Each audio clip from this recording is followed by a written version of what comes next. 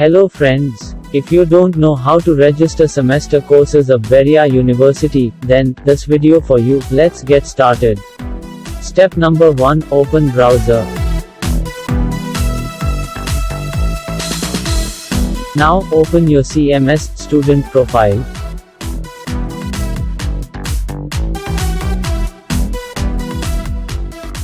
Log into your ID. Step number 2, click on course registration, and then register regular courses. Step number 3, select your courses. My recommendation is to select all courses.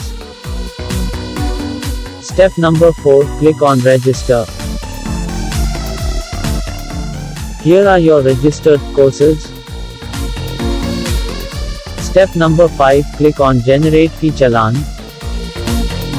Download it.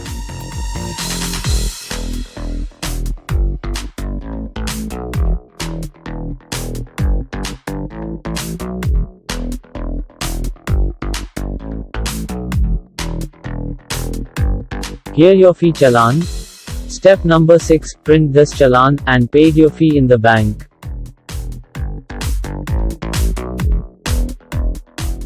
After you paid your fee, the fee status will be paid.